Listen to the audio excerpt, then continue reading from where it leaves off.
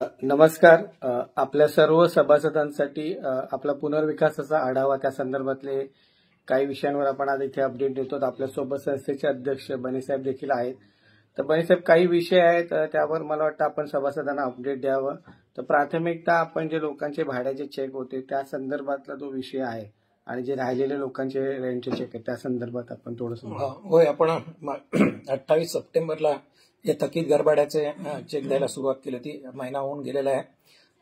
Almost सर्व सभासदांनी आपल्या घरभाड्याचे चेक घेऊन गेलेले आहेत. काही एक 10-15 लोक अजून राहिलेले आहेत. त्यांच्यापर्यंत अनेक वेळा माहिती जाऊन सुद्धा त्याने ते चेक कलेक्ट केलेले नाहीत. त्यांना एक विनंती आहे की पुढच्या 5 ते 6 दिवसामध्ये ती येऊन कलेक्ट करावे, अन्यथा ते पुन्हा विकासाकडे परत पाठवले जातील. भाडं मिळालं पाहिजे अशी लोकांची मागणी होती आणि आता तेच लोक भाडं घ्यायला आलेलं नाहीत. ही आश्चर्याची गोष्ट आहे.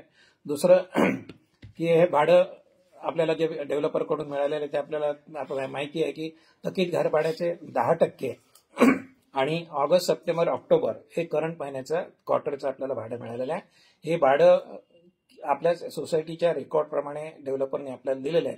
पण आम्ही अगोदरच अश्युअर केल्याप्रमाणे आपला जो रेकॉर्ड, प्रत्येक सभासदाचा रेकॉर्ड आहे तो तपासून बघितला जाईल आणि त्याप्रमाणे पुढची जी भाडी येतील त्याच्यामध्ये ते दुरुस्ती केली जाईल. कोणाचं कमी असेल, जास्त असेल ते आपण संपूर्ण प्रत्येक सभासद तपासून बघणार आहोत.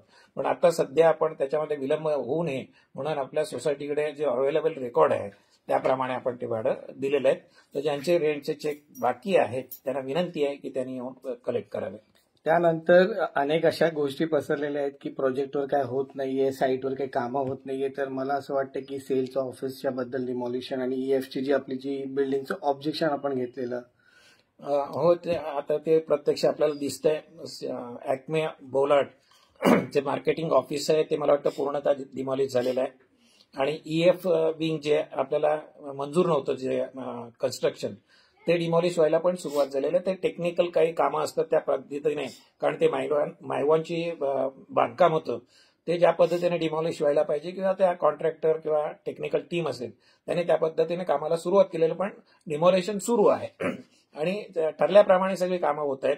त्या सगळ्यात महत्वाचं आम्हाला तो जे ईएफचं काम होतं, जे आपल्याला डे 1 पासून आपला जो इश्यू होता ते आपण आता प्रत्यक्षात ते डिमॉलिश होताना दिसतंय. कामाला सुरुवात आहे, साईटवरती इक्विपमेंट आलेले आहेत, त्यामुळे हे सगळं होणार आहे. त्याच प्रकारे सेलची जी लोक आहेत त्यांची देखील विकासकासोबत मीटिंग झाली आहे आणि आज या अधिकृत पद्धतीने मंत्र्यांनी या प्रोजेक्टला एक नाव देखील दिलेलं आहे. हो, त्या मंत्राचे एक प्रोफेशनल म्हणजे कामाची पद्धत आहे. त्यांना प्रायोरिटी कुठली द्यायची त्या पद्धतीने ते कॉस्ट इफेक्टिव्ह सगळी कामं करतायत आणि त्यातलाच एक भाग म्हणून त्यांचे ॲक्मे बोलार्ड जो त्यांचा ब्रँड होता ॲक्मेचा, त्याचं आता नाव त्यांनी मंत्रा मार्क्यूस म्हणून केलेलं आहे. सेलच्या लोकांची एक मीटिंग झालेली आहे आणि पुढे हा आपला संपूर्ण प्रोजेक्ट जो हा प्रकल्प आहे तो मंत्रा मार्क्यूस म्हणून मुंबईतला पहिला प्रोजेक्ट जो लँडमार्क ठरणार आहे तो असा प्रोजेक्ट होणार आहे.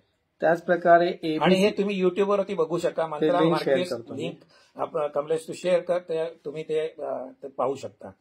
त्याच प्रकारे एबीसी विंगचे जे सभासद आहेत त्यांचे काही शंका आहेत की आपलं काम कधी सुरू होणार. त्याच प्रकारे खूप सभासद मेंटेनन्स भरत नाहीयेत आणि त्याच प्रकारे एक मेसेज फ्लोट होतोय की जे ओल्ड ॲसेट टॅक्स आहेत त्याच्या संदर्भातला एक मेसेज ग्रुपमध्ये फ्लोट होतोय ज्या चुकीच्या पद्धतीने लोकांपर्यंत पोहोचतोय. तर मला वाटतं त्याबद्दल पण आपण बोलावं. एबीसीच्या लोकांची आपण पहिल्यापासून प्रायोरिटी ठरवलेली आहे. मेंटेनन्स आपल्याला भरायला लागेल हे आपण ठरवलेलं आहे, पण त्याच पद्धतीने आपण एक 6-7 करोड एबीसी विंगसाठी खर्च करणार आहोत. ते ज्यावेळी सेल्स त्याची जे एक्झिस्टिंग सेल्सची जी बिल्डिंग आहे त्यांची ती कामं चालू होतील, त्या एकाच एजन्सीकडून एकाच कॉन्ट्रॅक्टरकडून आपली कामं चालू होणार आहे. त्या पद्धतीने होणार आहे. आपलं जोपर्यंत प्लॉट खाली होत नाही, संपूर्ण प्लॉट खाली आणि त्याची सगळी यंत्रणा या प्लॉटवर येईल, त्यांचं ऑफिस येईल, सगळं काय होईल आणि त्या पद्धतीने आपल्या कामाला प्रायोरिटीप्रमाणे ती कामं होणार आहेत. मेंटेनन्स आपल्याला भरायचं आपण ठरलेलं आहे. काही लोक अजून भरत नाही, पण एक समाधानाची गोष्ट म्हणजे ज्यांचे जास्त थकीत होतं, लाखाने थकीत होतं, असे 4-5 मेंबरनी स्वतः येऊन ती रक्कम भरली आहे. काही लोकांनी पार्शियल भरले, 50-50 हजार भरले, पण 5-6 लोकांनी ती अमाऊंट जमा केलेली आहे.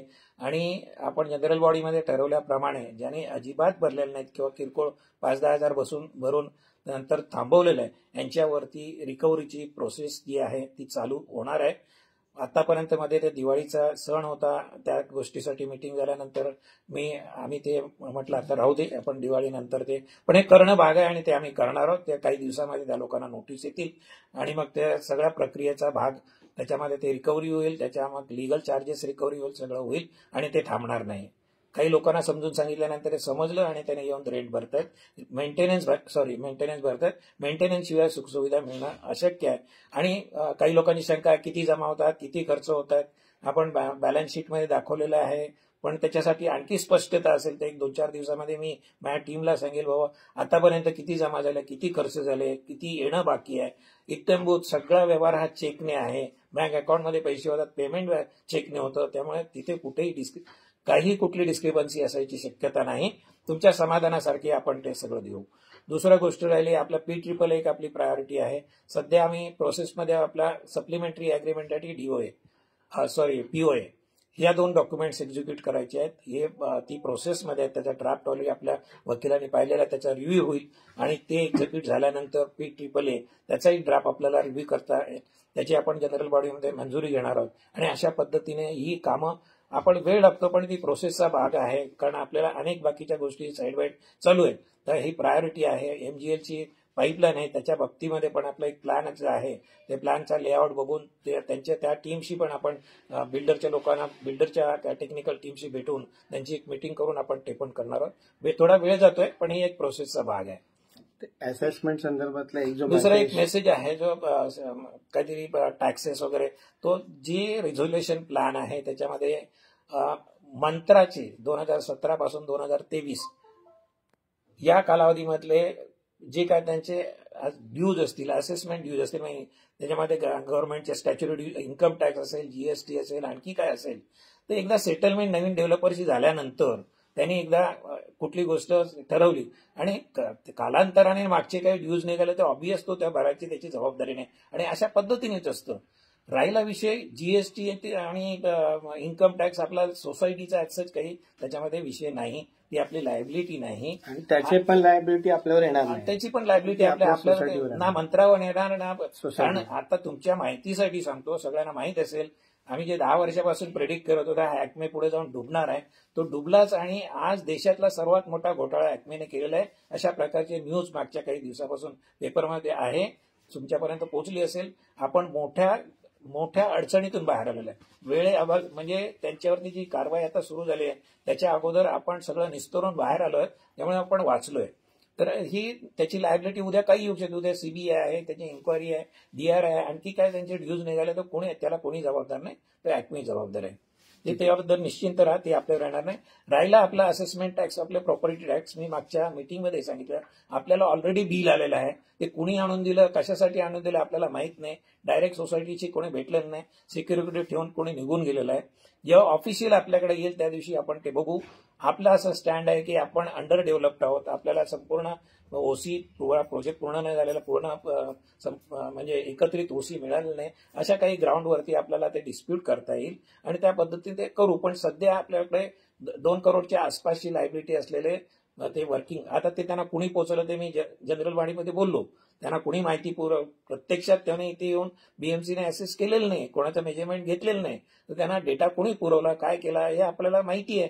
त्यामुळे त्या गोष्टी आपल्या लक्षात आहेत. त्यामुळे ती लायबिलिटीसाठी आपल्याला काय करता येईल ते आपण कायदेशीर दृष्ट्या आपण तिथपासून बघू. ऍज आता आपल्यावरती ऑफिशियली त्यांच्याकडून सोसायटीच्या नावाने कोणतंही क्लेम किंवा बिल आलेलं नाही. कोणीतरी इकडे सोडून गेलं होतं, ते सुद्धा त्याचं इंटेन्शन काय होतं मला माहित नाही, ती वेळ कोणती होती, त्या पद्धतीने त्याच्यामध्ये आता मला जायचं नाही, कारण आपण खूप पुढे गेलेलो आहोत. आणि मला असं वाटतं की ABCच्या खूपशा सभासदांना ही प्रक्रिया माहीत नसेल की जर आपण कोणताही कार्यक्रम जर करत असू या साईट म्हणजे प्रोजेक्ट साईटवर, तर कृपया सोसायटीला माहिती देणं हे गरजेचं आहे.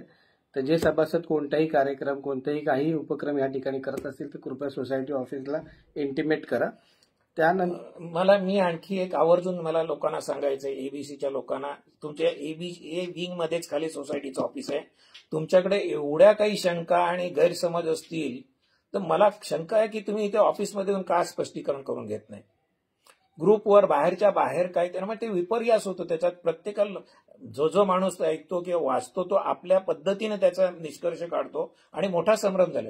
आता अनेक लोक मला, मी ऑफिसमध्ये येताना वयस्कर लोक, जाणकार लोक मला भेटतात, म्हणे साहेब असं काय? अरे म्हटलं ऑफिस इथे दिवसातले 4-5 तास आम्ही इथे बसलेलो असतो, रात्री 10 वाजेपर्यंत बसलो असतो, लांब पण जायचं नाही. का परस्पर चर्चा करताय? आणि भाषा तुमची कशी असली पाहिजे, तुम्ही लिहिता वाचता जे काय आहे ते कसं असायला पाहिजे. 4 चौकात जातं का आपलं तुम्ही एन्जॉय करत असेल तर एन्जॉय करत राहा, त्याच्यातून प्रश्न सुटणार नाहीत किंवा तुमची जे तुम्हाला स्पष्टीकरण पाहिजे ते मिळणार नाही. पण आपसात असे चर्चा करून मेसेज पाठवून एन्जॉय करत असेल करत राहा. त्याच प्रकारे मला असं वाटतं की आपण 92 लोक जी जागेवर आहेत त्यांच्या जे खाली करण्याच्या प्रक्रियेमध्ये खूप चांगला प्रतिसाद आपल्याला जागेवरच्या लोकांनी दिलाय, तर त्याबद्दल आपलं नक्कीच आपला सेटलमेंट डीडचा एक भाग आहे की आपल्याला जागेवर असलेल्या 92 लोकांना 2 महिन्यामध्ये खाली, म्हणजे आपल्याला रेंट मिळाल्यापासून 2 महिन्याच्या मुदतीमध्ये ते खाली करून पाहिजे. प्रोजेक्ट सुरू होण्यासाठी सर्वात मोठाचा तो पॉईंट आहे आणि त्या पद्धतीने आपण लोकांना विनंती पत्र दिलेली आहेत. काही लोकांनी स्वीकारली, काही लोकांनी रिटर्न केली, काही लोकांना पोस्टाने पाठवलं, तेही रिफ्यूज केलेले आहे. सगळं आनंद आहे. आम्ही कोणी नोटीस म्हणून पाठवली नव्हती. आमची एक अपेक्षा होती की आपण जनरल बॉडीमध्ये बोलल्यानंतर एक इंटिमेशन द्यावं आणि त्याला चांगला प्रतिसाद मिळालेला आहे. काही लोक एकेकोरपणा करून बसले, त्यांचे काही गैरसमज आहेत किंवा त्यांच्या काही अपेक्षा आहेत ते त्यांच्या पद्धतीने करत राहतील. पण एक चांगला हे आहे. दिवाळीतून आम्ही म्हटलं होतं की मागचे 10-12 दिवस आपण घरं खाली करू नये, लोकांना दिवाळी साजरी करू दे, सणातून बाहेर येऊ दे, एन्जॉय करू दे आणि त्यानंतर खऱ्या अर्थाने या प्रक्रियेला आपण सुरुवात केलेली आहे. लोकांच्या अनेक अडचणी आहेत, घरं मिळत नाहीत, भाडं आहे, मोठं कुटुंब आहे, सगळं आम्हाला त्याची जाणीव आहे आणि त्या पद्धतीने लोकांना एक आम्ही रिक्वेस्ट केली, तुम्ही ऍटलिस्ट एक टेंटेटिव्ह डेट आम्हाला द्या की तुम्ही खाली करायला तयार आहात आणि तुम्ही या तारखेला आसपास तुम्ही खाली करा, जेणेकरून आम्हाला विकासकांना कडून तुमचा कॉर्पस फंड आणि रेंट चेक मागवायचा आहे आणि तुमचे ते डॉक्युमेंट्स आहेत एक्झिक्यूट करायचे, ते सगळं आम्ही अरेंज करू शकतो. एक प्रोफेशनली आपल्याला म्हणजे कुठेही मध्ये त्याच्यामध्ये गडबड होता कामा नये, त्या पद्धतीने आपण चाललेलं आहे. त्याला चांगला रिस्पॉन्स आहे. घरं खाली करायला सुरुवात झालेली आहे कालपासूनच घरं, आणि प्रत्येक अल्टरनेट डे आठवड्यातून अशी चालू राहणार आहे. लोकांना घरं मिळत आहेत, जरा भाड्याची कळ सोसावी लागते, अडचण आहे लोकांची, पण चांगला प्रतिसाद आहे. त्यानंतर हे सगळं झाल्यानंतर एक मला म्हणजे आता आम्हाला मॅनेजमेंट कमिटीला एक भूमिका घ्यायला लागली की आपल्या सेटलमेंट डीड प्रमाणे 92 लोक जोपर्यंत खाली होत नाहीत तोपर्यंत पुढचा जो रेंट आहे, ड्यू होतोय, तो लोकांना देणार नाहीये. डेव्हलपरने आपल्याकडून मान्य करून घेतलेलं आहे आणि आपण ते मान्य केलंय. कारण मी मागच्या जनरल बॉडीमध्ये सांगितल्याप्रमाणे काही लोकांनी आम्ही खाली करणार म्हणून अगोदरच जाहीर केलं, त्यामुळे तो प्रिकॉशन म्हणून त्याने ती कंडिशन ठेवली आणि ती आपण मान्य केलेली आहे. त्यामुळे सगळ्यात महत्वाचं की लोकांनी घरं खाली करायचे. आता आम्ही आमच्या पद्धतीने प्रयत्न केले, फोन केले, लेटर दिलं, आपण मेसेज दिलेले आहेत आणि त्याला जर काही लोकांनी कुठे कुठे तक्रारी केल्या तर आम्हाला 15% पाहिजे, बँक गॅरंटी पाहिजे, जे विषय संपलेले आहेत ते नव्याने उकरून काढून त्याचा बाऊ करून काही लोक जर वेळ काढूपणा करत असतील तर आम्ही आता या निर्णयाप्रत आलेलो आहोत की हा प्रोजेक्ट आपला एका कायदेशीर पद्धतीने एका प्रोसेसने पुढे गेलेला आहे आणि हे कायदेशीर प्रोसेसनेच पुढे जायचंय. त्यामुळे आमची इच्छा खूप आहे की ते पूर्वीसारखी परिस्थिती उद्भवू नये, 95 होऊ नये, लोकांना घरं खाली करायला लावू नयेत, लिटिगेशनमध्ये नको, अशा सगळ्या पद्धतीने आम्ही आता विचार केला होता. पण काही लोकांचा रिस्पॉन्स नाही, त्यामुळे प्रोजेक्ट हा प्रकल्प पूर्ण होण्याच्या दृष्टीने, लोकांना वेळेवर भाडं मिळण्याच्या दृष्टीने आपल्याला पुढची कायदेशीर प्रोसेस करावी लागणार आहे आणि त्याचा निर्णय आज आम्ही मॅनेजमेंट कमिटीमध्ये घेतलेला आहे. पुढील 5 दिवसामध्ये ज्या लोकांनी ऑलरेडी आम्हाला रायटिंगमध्ये कन्फर्मेशन दिले की आम्ही या तारखेला आसपास खाली करणार आहोत, काही लोकांनी व्हर्बली करून सांगितलंय, ज्यांना त्या लोकांना विनंती आहे की तुम्ही ऑफिसमध्ये येऊन तुम्ही रायटिंगमध्ये एक डेट, आसपासची डेट, एक्झॅक्ट डेट होऊ शकत नाही मला माहिती आहे, त्या आसपासची डेट एक तुम्ही आपल्या सोसायटीला द्यायची आहे. पुढच्या 5 दिवसानंतर ज्यांचं कन्फर्मेशन आमच्याकडे नाही ते लोक विरोधात आहेत किंवा त्यांनी घर खाली करायचं नाही असं समजून जी काय म्हाडा ऍक्ट असेल, आणखी काय असेल, हायकोर्ट असेल, कुठली कायदेशीर प्रक्रिया जी असेल, जी सूट होते त्या कायदेशीर प्रक्रियेमध्ये आम्ही जाणार. कारण आम्हाला हा प्रोजेक्ट करायचा आहे.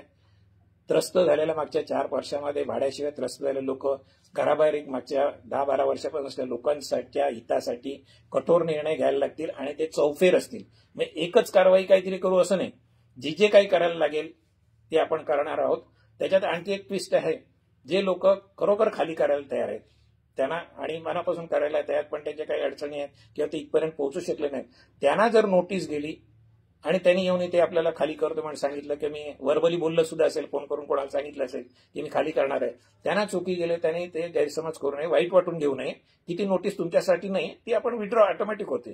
ज्या दिवशी तुम्ही खाली करायचं म्हणता त्या दिवशी ऑटोमॅटिक विड्रॉ होते. पण जे नाही करणार आहेत त्यांच्यासाठी वेळ आणखी पुढे जाऊ नये, त्यासाठी आम्ही एक कायदेशीर प्रक्रिया म्हणून इनिशिएटिव्ह घेऊन ती कारवाई होणार आणि ते घर खाली करून आपण घेणार. मग त्याच्यामध्ये जे काय भोगायला लागेल, माझी नेहमी भूमिका असते, ज्यावेळी डिस्प्यूट होतो ते दोघांनाही भोगायला लागतं. ज्याला कोणाच्या अगेन्स्ट मध्ये जातं त्याला ते भोगायला लागतात. आमच्या विरोधात गेलं, आम्ही भोगले, आम्ही आमच्यावरती 95 ची कारवाई झाली आहे, आम्ही पाहिलं ते सगळं.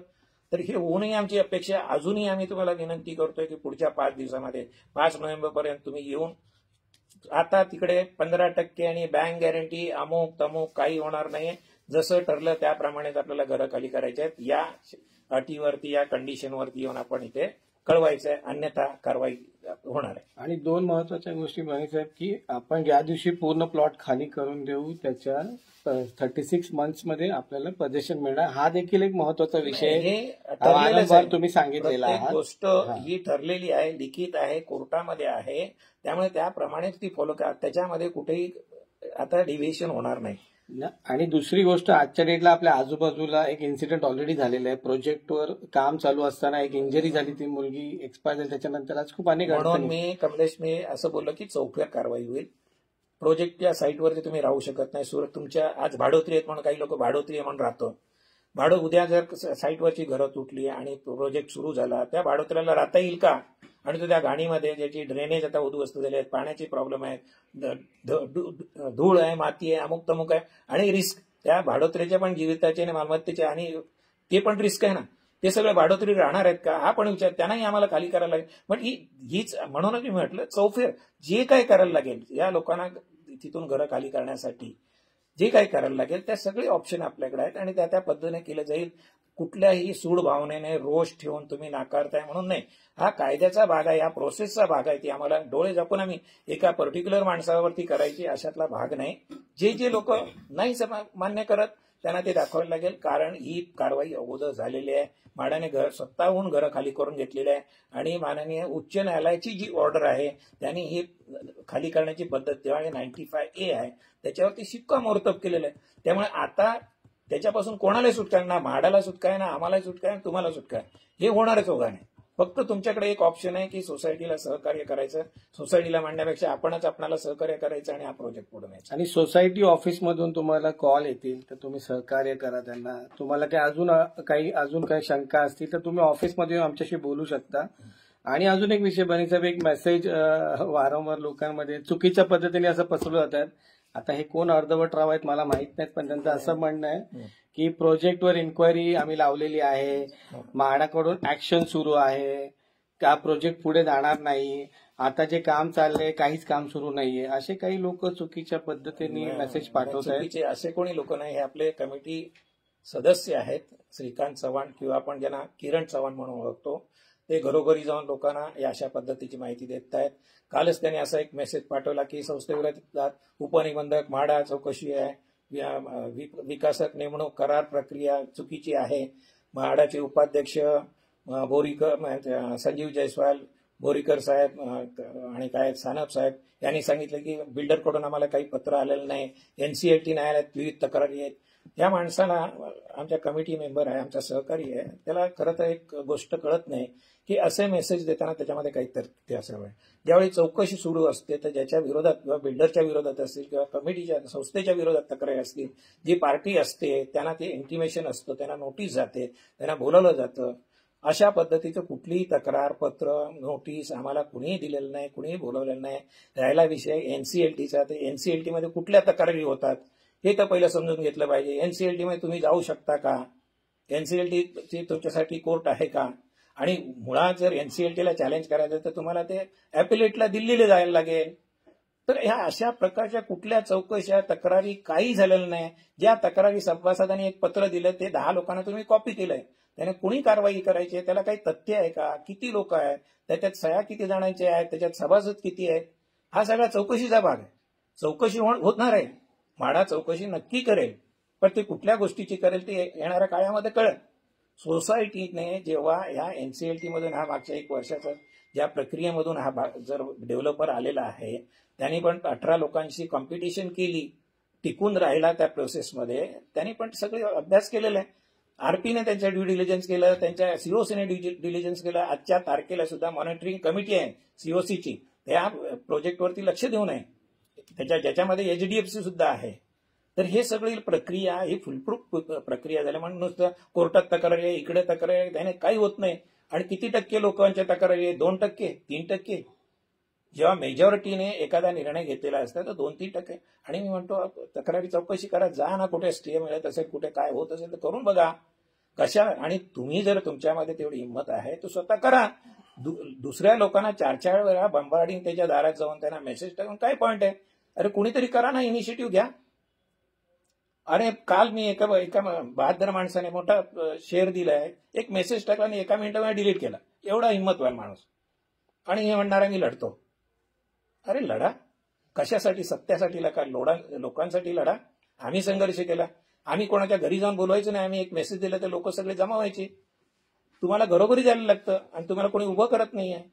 आणि तुम्ही स्वार्थासाठी जर हे सगळं करत असाल त्याचे परिणाम लोक बघायला लागतील. कारण लोकांची हाल तुम्ही करत असाल, ह्या प्रोजेक्टला कुठेतरी घालबोट लागण्याचा प्रयत्न केला कोणाच्या जीवावरती, ते शक्य नाहीये. कुणी तुम्ही बाकी सगळं करू शकता, कोर्टाला डायरेक्शन कोणी देऊ शकत नाही. आणि कोर्टामध्ये ऑलरेडी या प्रोजेक्टबद्दल निर्णय झालेला आहे आणि त्या ऑर्डर आहेत ऑलरेडी. आणि त्यामुळे लोकांची गफलत करू नका. असेल तुमच्याकडे काही तथ्य, जा ना कोर्टामध्ये, कुठल्या जायचे करा ना, चौकशीला आम्हाला बोलवतील, आम्ही आमची बाजू मांडू. लोकांनी निर्णय केलेला आहे, लोकांना उगाच आणखी त्रास देऊ नका. आणि जे काय असेल ते आपण त्याच्यावरती करूया.